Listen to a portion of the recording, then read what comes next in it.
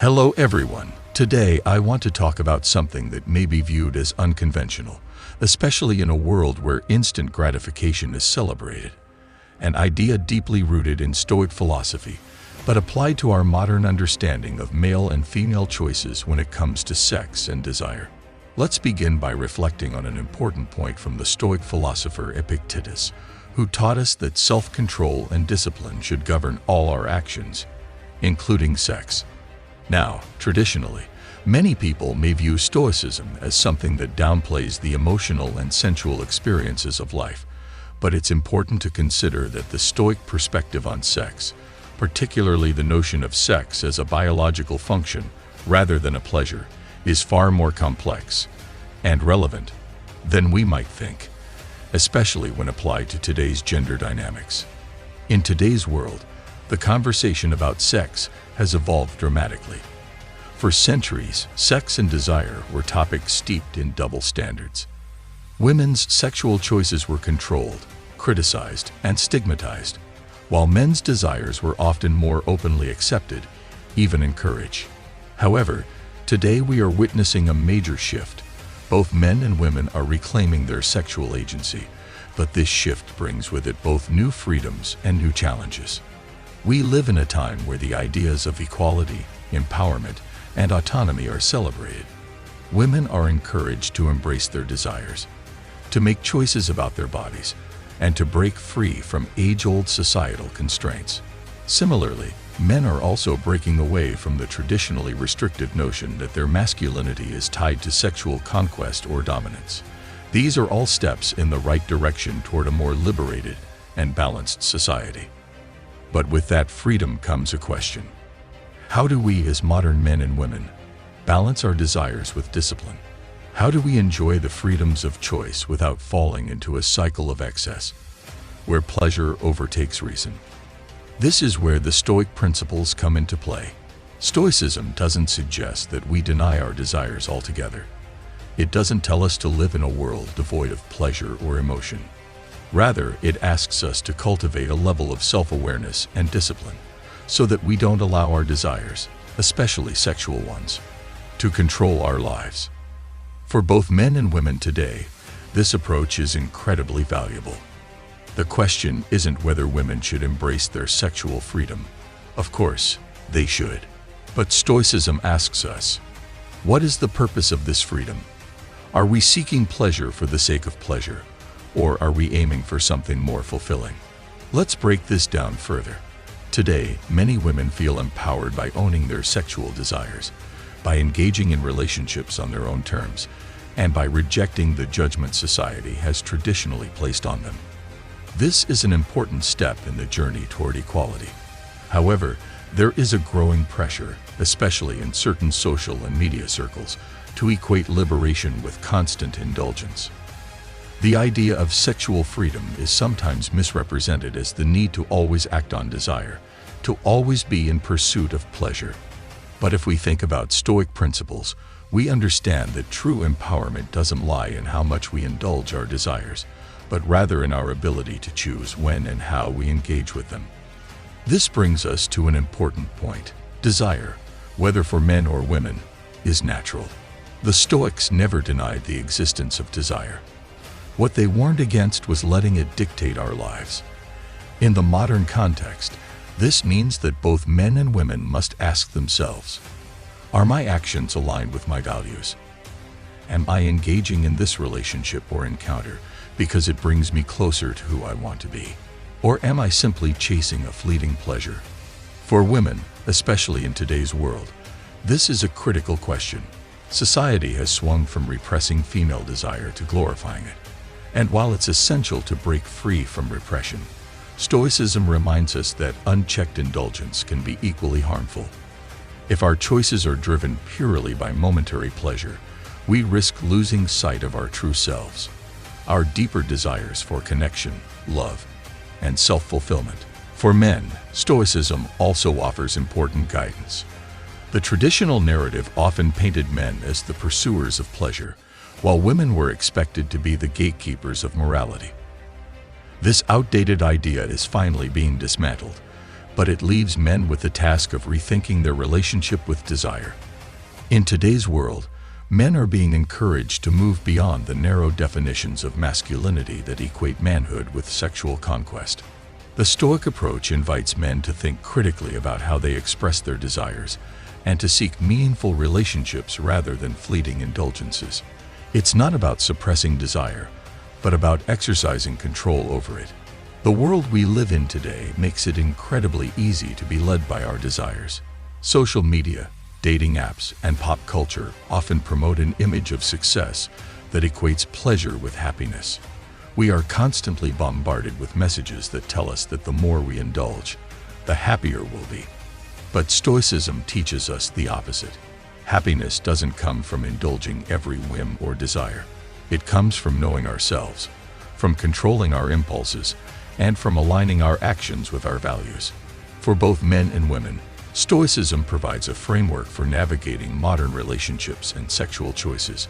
It reminds us that true empowerment comes not from how much pleasure we can extract from life, but from how much control we can exercise over our desires. For women, this might mean resisting the pressure to constantly prove their sexual freedom by indulging in every opportunity. For men, it might mean rejecting the notion that their worth is tied to sexual conquests. So, Stoicism offers us a timeless lesson. While the world around us may change, and the roles and expectations of men and women may evolve, the need for discipline and self-awareness remains constant. Desire is a part of life, but it is not the ruler of our lives. True freedom and fulfillment come not from indulging every desire, but from making deliberate choices about which desires to act on and when. As we continue this exploration of how Stoic philosophy can guide us through modern understandings of sex and desire. In the first part of this discussion, we talked about how discipline and self-control shape our approach to desire. Now let's take it a step further by examining another Stoic concept, that sex, at its core, serves a biological purpose rather than being a pursuit of pleasure. To many of us in today's society, this might sound strange. After all, we live in a world where pleasure is seen as a positive pursuit, something that is not only accepted but encouraged. Whether it's through entertainment, food, or relationships, we're constantly told to enjoy life, to seek out the things that make us feel good. And sex is no exception. It is often portrayed as an ultimate form of pleasure, a way to connect, express love, or even just feel good about ourselves. But the Stoics, particularly Epictetus, had a different perspective. They saw sex as a natural biological function, something necessary for the survival of the species, but not something to be indulged in solely for pleasure. And while this view might seem outdated or harsh, especially when applied to today's context, I believe it offers a valuable counterpoint to how we think about relationships and sex in the modern world.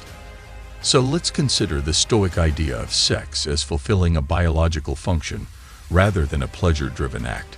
In the modern world, where we've made incredible strides in understanding and respecting the autonomy of both men and women, this concept can be reinterpreted in a way that helps us think more clearly about the choices we make regarding sex and relationships. For one, it reminds us of the fundamental purpose of sex, something that, at its base, is tied to reproduction and the continuation of life. Now, I'm not suggesting that all sexual encounters must be tied to procreation, as we know that modern relationships are far more complex than that. But what the Stoics offer us is a way of looking beyond the surface, beyond the immediate pleasure, to the larger impact of our sexual actions. When we think about sex in biological terms, it pushes us to ask deeper questions. Why are we engaging in this act? What are we hoping to achieve? Are we seeking a connection that aligns with our deeper values, or are we merely indulging in momentary pleasure? For women, especially in today's world where they have more freedom than ever before to make their own sexual choices, this perspective can be incredibly empowering.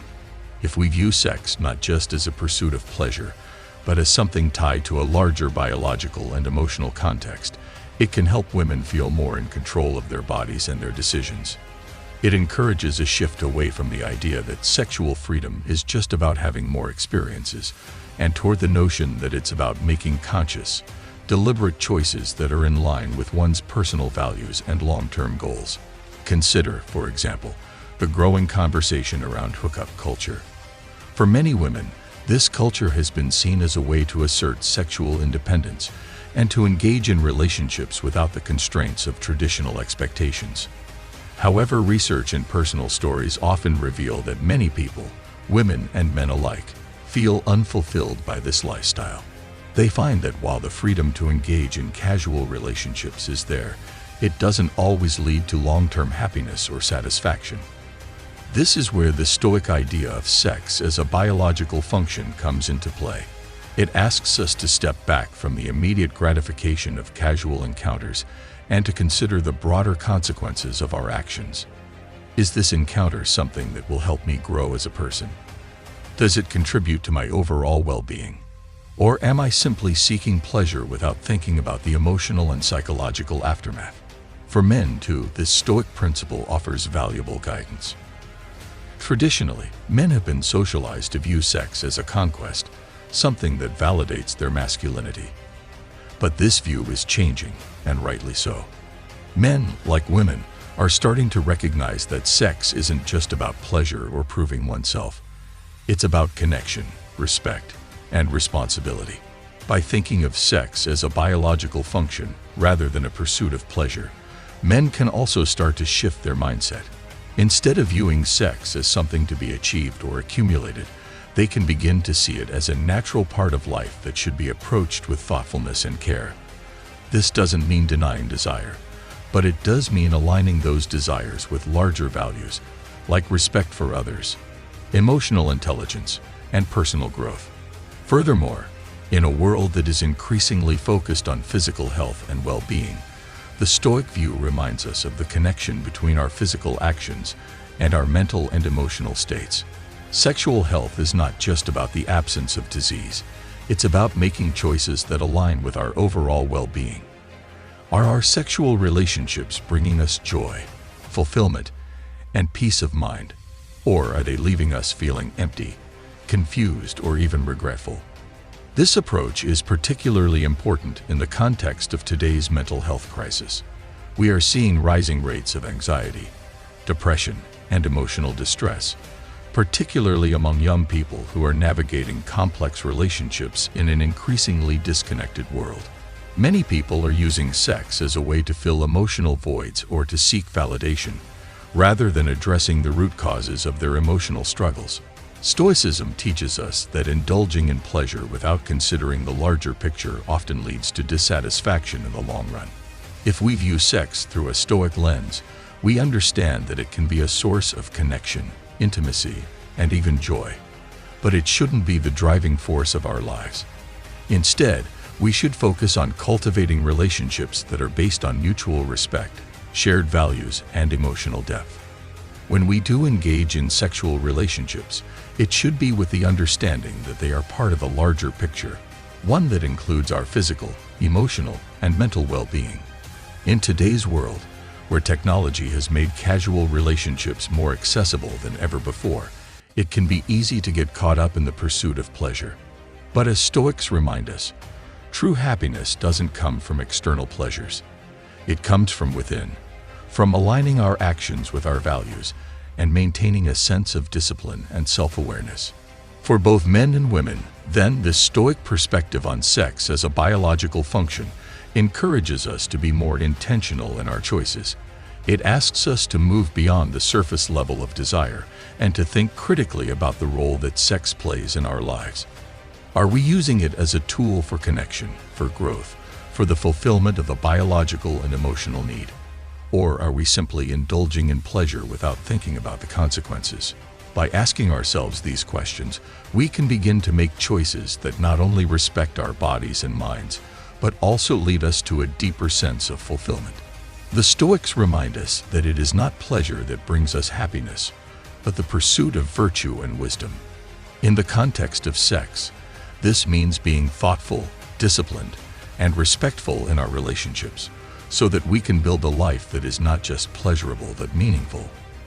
Now we continuing this exploration of how Stoic philosophy can shape our approach to sex, desire, and relationships in today's world.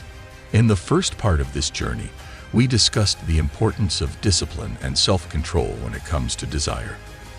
We then examined the Stoic idea of sex as a biological function, rather than a pursuit of pleasure, and how this mindset can help us make more intentional and fulfilling choices. Now, in this final part, I want to dive deeper into a crucial Stoic principle, the idea of detachment from desires. This concept is central to Stoicism and offers powerful insights into how we can find true fulfillment, not just in our sexual relationships, but in life as a whole. At its core, Stoicism teaches that true happiness comes not from external things, such as wealth, status, or pleasure, but from within. It is about developing a sense of inner peace, contentment, and virtue that cannot be shaken by external circumstances. This includes our desires, especially those related to sex and relationships.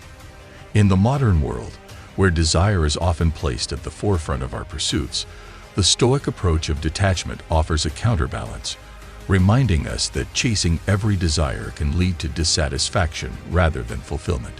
Let's begin by understanding what Stoicism means by detachment from desires. It's important to note that this doesn't mean rejecting desires altogether. We are, after all, human beings with natural emotions and urges. Instead, detachment means not allowing those desires to control us. It means recognizing that desires are a part of life, but they shouldn't dictate our actions or define our sense of self-worth. In other words, we can have desires, but we must not become enslaved by them. In today's context, this idea is incredibly relevant. We live in a society where desire, especially sexual desire, is constantly encouraged and marketed to us. From media and advertising to dating apps and social media, we are bombarded with images and messages that equate happiness with the fulfillment of our desires. We are told that the more we indulge, the more we experience, the happier we'll be. But what happens when we chase every desire without thinking about the long-term impact? Often, we find ourselves feeling empty, unfulfilled, and constantly searching for the next thrill. For women, this pressure can be particularly strong. On one hand, women today are encouraged to embrace their sexual autonomy and to act on their desires without fear of judgment. This is an important shift from the past, where women's desires were often suppressed or stigmatized. However, the flip side of this empowerment is that many women feel a new kind of pressure, the pressure to be constantly desiring, constantly indulging, constantly performing. Whether it's in relationships or on social media, there's an expectation to appear as though we are fully in control of our desires, when in reality, many women feel disconnected from what truly brings them fulfillment. This is where Stoicism offers a refreshing perspective. It asks us to step back from the constant chase for pleasure and to reflect on what truly matters. Are we engaging in these relationships or encounters because they align with our deeper values? Or are we simply following the path that society has laid out for us, believing that indulging our desires will lead to happiness? For men, too, this Stoic idea of detachment from desire is profoundly relevant. Traditionally, men have been socialized to believe that their worth is tied to their ability to fulfill their sexual desires or to pursue relationships as a way of proving their masculinity. But we are now seeing the cultural shift where men are being encouraged to think more critically about their desires and to focus on emotional depth and connection rather than merely acting on impulse. The problem is that in today's world, many men still struggle with the tension between what society expects of them and what truly brings them fulfillment. Stoicism offers a way out of this struggle. It encourages men to detach from the idea that their desires, especially sexual ones, must always be fulfilled in order to feel validated or complete. Instead, Stoicism teaches that real strength comes from mastering one's desires, from being able to say no when a certain desire doesn't align with their values or long-term well-being. But how do we practice this detachment from desires in a world that constantly tempts us to indulge? Stoicism provides a practical approach that we can all apply in our daily lives. One key practice is mindfulness, being fully aware of our desires without acting on them impulsively. When we feel a desire arising, whether it's for sex, attention, or validation, Stoicism teaches us to pause and reflect. Where is this desire coming from? Is it a desire that aligns with my values, or is it simply a fleeting urge that won't bring me lasting fulfillment? By practicing this kind of reflection, we can begin to distinguish between desires that are meaningful and those that are merely distractions. For example, in a relationship, we might feel a desire for constant validation from our partner, whether it's through physical intimacy, attention, or compliments. But Stoicism asks us to examine this desire more closely. Is this need for validation coming from a place of insecurity? If so, is fulfilling that desire really going to make us feel more secure in the long run, or is it just a temporary fix? Another practical Stoic practice is learning to accept what is within our control and what is not. In relationships, there will always be things beyond our control: how someone feels about us, how long a relationship lasts, or whether our desires will be reciprocated. Stoicism teaches us to focus on what we can control: our own actions, our own choices, and our own responses to the situations we face.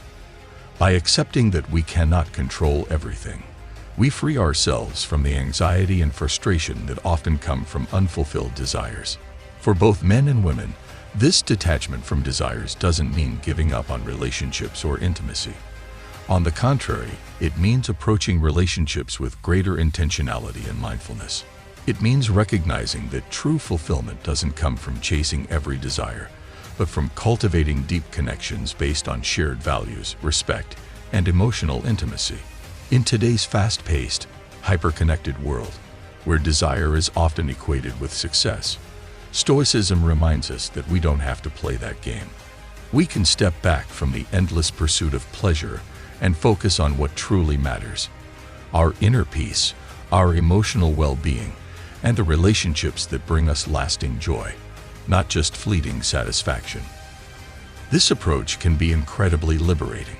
For women, it means breaking free from the pressure to constantly perform or to live up to society's expectations of what sexual empowerment should look like. For men, it means redefining masculinity in a way that values emotional depth over conquest. For both, it means embracing a kind of freedom that comes not from indulging every desire, but from being able to choose when and how to act on those desires in a way that aligns with their values and long-term goals. In closing, I want to leave you with this final thought. Desire is a natural part of being human, and it can bring us joy, connection, and fulfillment when approached with mindfulness and intention. But when we allow our desires to control us, when we chase pleasure without thinking about the consequences, we lose sight of what truly matters. Stoicism offers us a way to regain that control, to detach from the constant chase for gratification, and to focus on cultivating a life that is rich with meaning, purpose, and lasting fulfillment. Thank you.